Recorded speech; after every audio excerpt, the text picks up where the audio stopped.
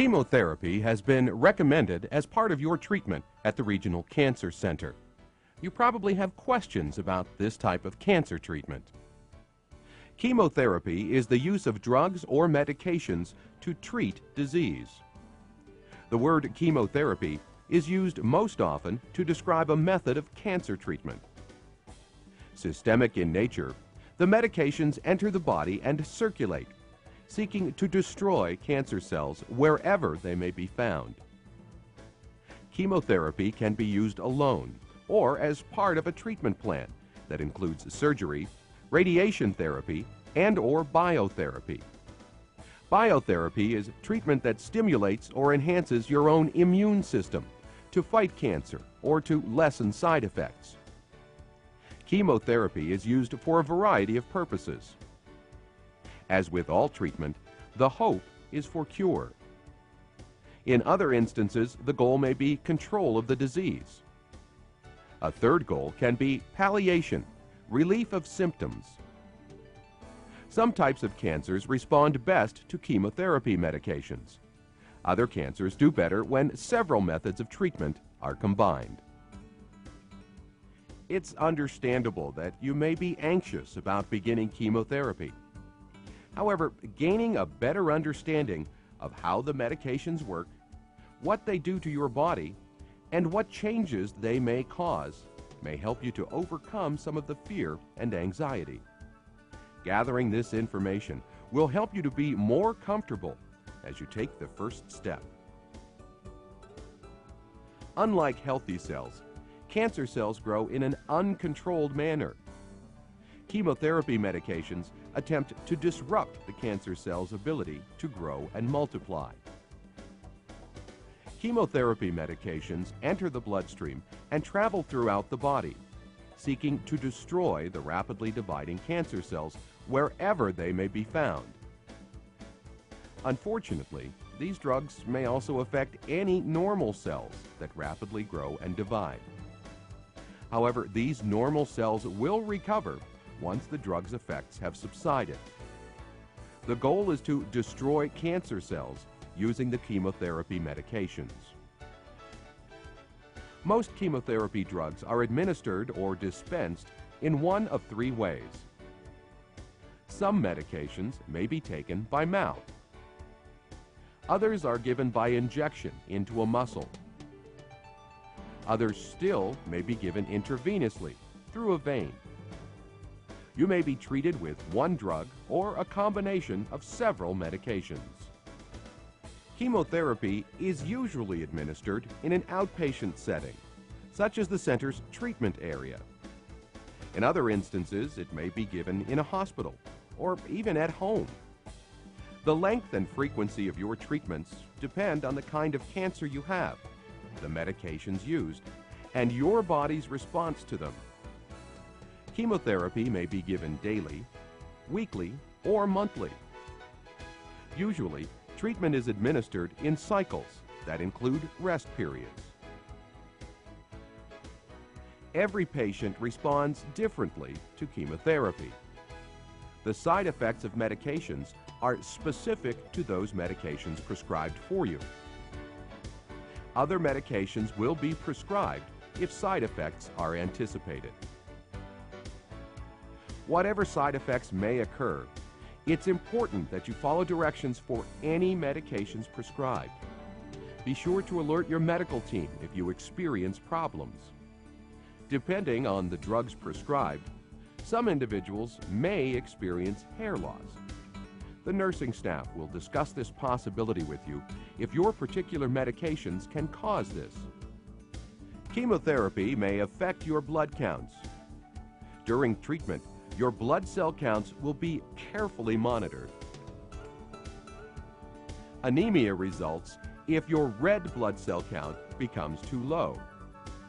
You may feel tired, dizzy, chilly, or experience shortness of breath.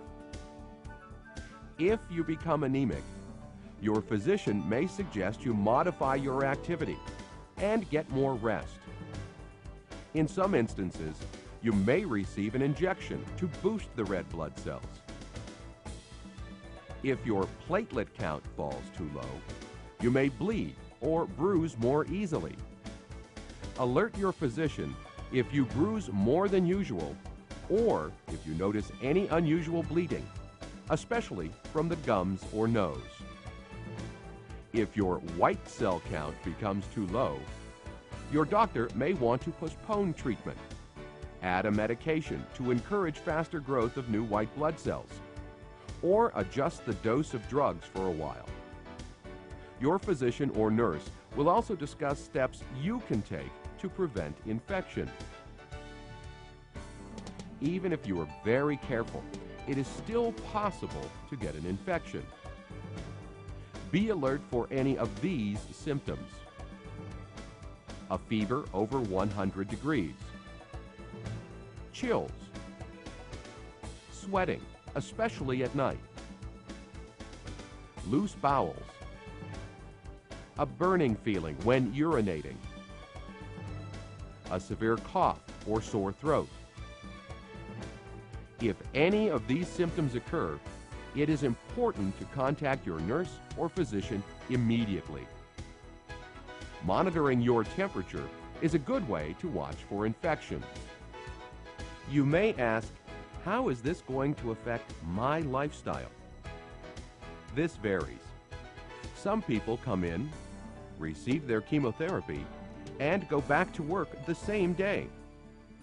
For others, some discomfort related to the treatment may slow them down for 1 or several days. In most cases, though, side effects can be reduced or eliminated by using special medications. Each person is unique, so it is difficult to tell you exactly what to expect or how treatment will affect your daily life. In most cases, you will function normally. Throughout your therapy, you'll have regular physical exams and blood tests to monitor your condition. We rely on you to report any unusual symptoms related to your disease or treatment. Continue your normal lifestyle as much as you can. You are part of a team, along with your doctors and nurses. After a couple of cycles of treatments, you will feel more comfortable and you will know what to watch for.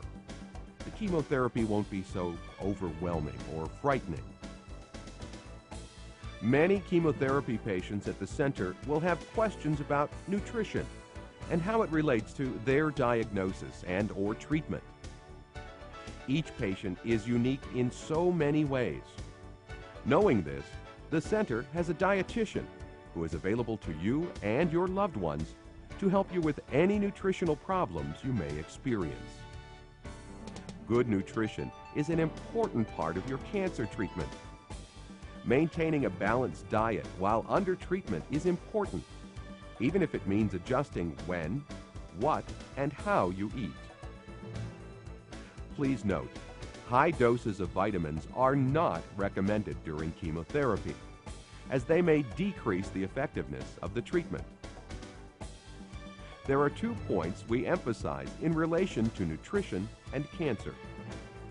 The first is maintaining your weight, even if you are overweight. The second is to get adequate protein intake. Protein is the building block in your body and will help resynthesize healthy tissues the chemotherapy or radiation may have destroyed. If you are experiencing side effects that are significantly interfering with your nutrition, it is very important for you to consult the dietitian and your doctor. Just as patients respond differently to treatment, emotional responses can also differ from one patient or family member to the next. Should you experience difficulties, we have a social worker to assist you or your family. The social worker offers individual counseling, support groups, and referrals to services such as home health care and other agencies. The social worker can also assist with financial problems you may be experiencing because of your need for treatment or inability to work. Please feel free to contact the social worker anytime. The center's Patient Resource Library offers pamphlets specific to your diagnosis, a user-friendly cancer health computer, and videos on a variety of topics. Chemotherapy seldom causes long-term side effects. However, medications can be strong, affecting areas of the body in a variety of ways. Handouts specific to your chemotherapy drugs will detail further information that will be helpful to you. A specific concern of many patients is the effects of chemotherapy medications on future fertility. Talk to your physician if you have questions related to this topic. It is perfectly normal to feel overwhelmed, especially at first. You have just been told you have a serious disease and are facing a battle. Give yourself time to adjust. Ask for help in whatever you need. Your involvement in treatment and treatment decisions is most important.